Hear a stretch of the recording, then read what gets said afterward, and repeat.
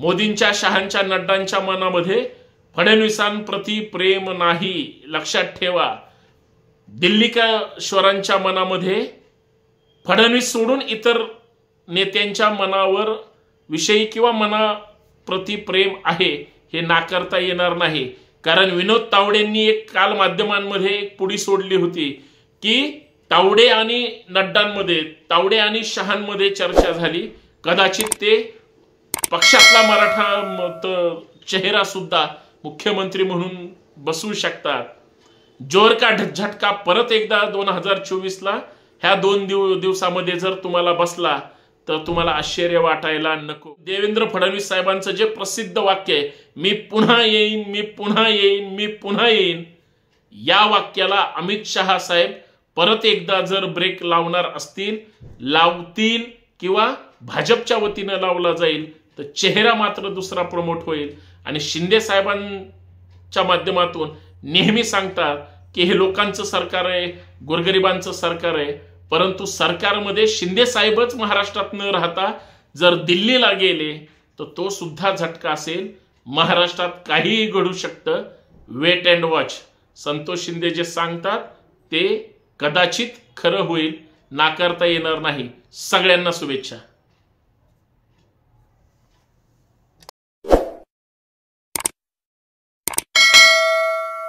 महाराष्ट्राचा मुख्यमंत्री कोण होणार? महाराष्ट्राचे मुख्यमंत्री म्हणून देवेंद्र फडणवीसांना पसंती आहे.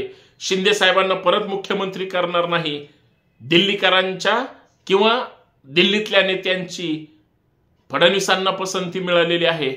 132 आमदारांचं पाठबळ घेऊन देवेंद्र फडणवीसांनी स्वतःचं नेतृत्व सिद्ध केलं. परंतु देवेंद्र फडणवीसांना आता अमित शहा शाबासकी देणार का, हा प्रश्न तसाच उत्तीर्ण असताना महाराष्ट्रामध्ये सगळी माध्यमं, सगळी नेते, सगळे पक्ष, उभा महाराष्ट्र चर्चा करतोय. खास करून भाजपमधले नेते, कार्यकर्ते, आमदार, खासदार सगळे की फडणवीस साहेबच मुख्यमंत्री होणार. पण मी सगळ्या महाराष्ट्रातल्या ज्यांच्या मनामध्ये फडणवीस साहेब मुख्यमंत्री होणार आहेत असं वाटत असेल तर तुम्ही शिंदे साहेबांना नाराज करताय. शिंदे साहेबांचा पडलेला चेहरा उभ्या महाराष्ट्रासमोर आहे. शिंदे साहेब इतके नाराज आहेत की शिंदे साहेब फडणवीस साहेबांना बोलायला तयार नाहीत. कारण परत एकदा मला मुख्यमंत्री करा असं शिंदे साहेब म्हणत असताना देवेंद्र फडणवीस मात्र आता शपथविधीचे कपडे घालून दिल्लीमध्ये फिरतायत. पण मित्रांनो, शिंदेचा शब्द आहे की जसं 2000 तुम्हाला आठवत असेल 19 नंतर उद्धव ठाकरे काँग्रेस राष्ट्रवादी सोबत आले आणि महाविकास आघाडी सरकार स्थापन केलं. साधारणतः 2021च्या मध्यामध्ये सरकार पाडण्यात आलं किंवा आपण 22च्या जवळपास धरूया. आणि जे 40 आमदार फोडून ज्या पद्धतीनं सुरत मार्गे गुजरातला मुजरा करत गुवाहाटीला पलायन झालं होतं त्यावेळेस सुद्धा माध्यमांमध्ये चर्चा होती. तुम्हाला आठवत असेल तर तुम्ही थोडं बारकाईनं लक्ष द्या. त्यावेळेस सुद्धा दिल्लीश्वरांनी देवेंद्र फडणवीस यांना जबरदस्त झटका दिला होता.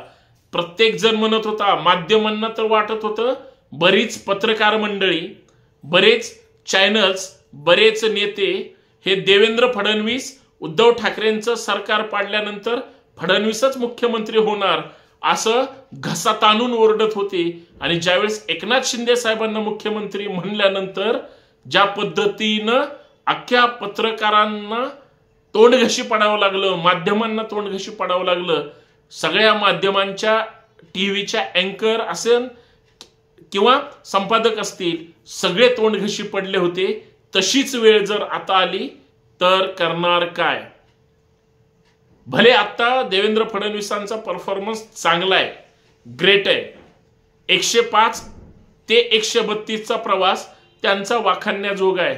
पण ते दिल्लीश्वर आहेत. दिल्लीच्या मनामध्ये, मोदींच्या, शहांच्या, नड्डांच्या मनामध्ये फडणवीसांप्रती प्रेम नाही, लक्षात ठेवा. दिल्लीकरांच्या मनामध्ये फडणवीस सोडून इतर नेत्यांच्या मनावर विषयी किंवा मनाप्रती प्रेम आहे हे नाकारता येणार नाही. कारण विनोद तावडेंनी एक काल माध्यमांमध्ये एक पुडी सोडली होती की तावडे आणि नड्डांमध्ये, तावडे आणि शहांमध्ये चर्चा झाली. कदाचित ते पक्षातला मराठा चेहरा सुद्धा मुख्यमंत्री म्हणून बसू शकतात. जोर का झटका परत एकदा 2024ला ह्या 2 दिवसामध्ये जर तुम्हाला बसला तर तुम्हाला आश्चर्य वाटायला नको. कारण असं आहे की जे उद्धव ठाकरेंचं सरकार पाडल्यानंतर शिंदे साहेबांना मुख्यमंत्री पदाचं त्या ठिकाणी ताट वाढलं गेलं, तसंच आता 2024च्या आत्ताच्या निवडणुकांमध्ये देवेंद्र फडणवीसांची परत चर्चा होते. माध्यम ओरडून सांगतायत, पण माध्यमच काय, सगळेच नेत्यांचा जर भ्रमनिराश झाला तर वेगळं वाटायची गरज नाही. कारण भाजप नेहमी सांगते आणि करते वेगळी, खास करून फडणवीसांच्या मुख्यमंत्री पदाच्या बाबतीमध्ये. आता जर लोकांच्या मनात आहे तसंच घडलं किंवा भाजपच्या महाराष्ट्रातल्या नेत्यांच्या मनात जर जसं आहे तसं घडलं, चांगलीच गोष्ट आहे. तो त्यांचा पक्षाचा अंतर्गत निर्णय असू शकतो. पण मी परत एकदा सांगतोय की जर दिल्लीकरांनी ठरवलं, दिल्लीकरांनी मान्य केलं, तर ते मुख्यमंत्री पदाचा चेहरा भविष्यातल्या 5 वर्षासाठी, किंवा जर मुख्यमंत्री पद वाटून द्यायचं ठरलं किंवा त्यांच्याच पक्षात मुख्यमंत्री पद वाटून द्यायचं ठरलं, तर महाराष्ट्राला किंवा भाजपच्या लोकांना हा कसला जबरदस्त झटका आहे हे वेगळं वाटायची गरज नाही. मित्रांनो, अजून एक सगळ्यात महत्वाची गोष्ट, अमित शहा साहेबांना एकनाथ शिंदे साहेब, फडणवीस साहेब किंवा अजितदादा भेटले. अजितदादा पवार साहेब सगळे भेटल्यानंतर सगळ्यांच्या चेहऱ्यावर एकदम सुंदर हास्य आहे, एकनाथ शिंदे साहेबांच्या नाही. नैतिकता कशाला म्हणतात हे भाजपवाल्यांनी कृपया माझ्याकडून तरी समजून घ्यावी. मुख्यमंत्री पदाचा चेहरा म्हणून एकनाथ शिंदे साहेबांचा या विधानसभेला चेहरा वापरला. जर या बाजूला मोदी असतील तर या बाजूला एकनाथ शिंदे साहेब होते, विसरू नका. लाडकी बहीण योजना असेल किंवा इतर योजनाच्या माध्यमातून एकनाथ शिंदे साहेबांनाच प्रमोट करून शिंदे साहेबांच्या नावावर मतं मागितली, मतं मिळाली, मतं घेतली. आणि ज्यावेळेस आता भरभरून यश मिळालंय त्या चेहऱ्याचा तुम्ही दुरुपयोग करणार. शिंदे साहेबांच्या मनाला किती वेदना होत असतील की माझ्यामुळे यश मिळालंय, पण दुसऱ्यांदा यशाचे भागीदार कमीत कमी 1 वर्षाच्या साठी तरी मला करा. आता 1 नंबरचा नेता, महत्वाच्या खुर्चीवर बसणारा नेता लगेच 8-15 दिवसामध्ये साईडच्या खुर्चीवर बसावा इतकं तर राजकारण महाराष्ट्राचं खराब नाही. महाराष्ट्राचं राजकारण स्वाभिमानी आहे. आता ते इतिहास जमा जरी शब्द असले तरी ते समजून घ्यावे लागतील. पण जर एकनाथ शिंदे साहेबांचा 100% अधिकार असेल तर मग ते जर भाजप त्यांच्याकडे खुर्ची ओढून घेत असेल, शिंदे साहेबांचा नाविलाज आहे. दुसरा महाराष्ट्रात एक जबरदस्त झटका महायुतीला बसू शकतो. कदाचित एकनाथ शिंदे साहेब दिल्लीच्या राजकारणामध्ये, देशाच्या राजकारणामध्ये त्या ठिकाणी जाऊ शकतात, अशी शक्यता नाकारता येणार नाही. कदाचित केंद्रातलं एखादं मंत्रीपद शिंदे साहेबांना देऊन तात्पुरतं तुम्ही देवेंद्र फडणवीसांना त्यांच्या मुख्यमंत्री पदाचा कार्यकाळ पूर्ण करू द्या, तुम्ही मात्र दिल्लीत या किंवा थांबा. कारण मुख्य खुर्चीच्या शेजारी तुमची खुर्ची टाकणं हे काही योग्य ठरणार नाही. 2 नंबरचा नेता 1 नंबरवर बसेल हे त्याचं प्रमोशन असेल. भले काही दिवसापूर्वी ते डिमोशन झालं असेल, पण आता 1 नंबर खुर्चीवरचा नेता ज्यावेळेस 2 नंबरच्या खुर्चीवर, साईडच्या खुर्चीवर जाऊन बसताना उभा महाराष्ट्र पाहिल, त्यावेळेस सगळे हसतील, मनात हसायला येईल. असं कदाचित दिल्लीमध्ये घासाघाशी सुरू आहे आणि कदाचित वेगळाच निर्णय येऊ शकतो.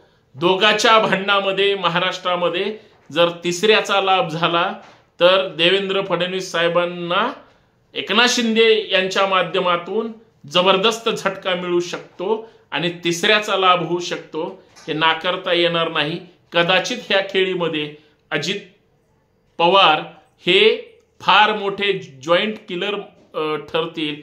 कारण अजित पवारांच्या सपोर्टमुळं जातीचा एक प्रमुख चेहरा ते भाजपच्याच पक्षामधला दुसरा प्रमोट करतील, या बाबतीत तीळ मात्रही शंका नाही.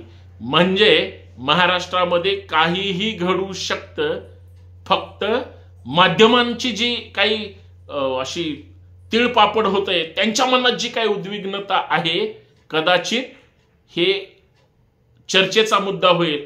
परंतु देवेंद्र फडणवीस साहेबांचं जे प्रसिद्ध वाक्य आहे, मी पुन्हा येईन, मी पुन्हा येईन, मी पुन्हा येईन, या वाक्याला अमित शहा साहेब परत एकदा जर ब्रेक लावणार असतील, लावतील किंवा भाजपच्या वतीनं लावला जाईल, तर चेहरा मात्र दुसरा प्रमोट होईल. आणि शिंदे साहेबांच्या माध्यमातून नेहमी सांगतात की हे लोकांचं सरकार आहे, गोरगरिबांचं सरकार आहे, परंतु सरकारमध्ये शिंदे साहेबच महाराष्ट्रात न राहता जर दिल्लीला गेले तर तो सुद्धा झटका असेल.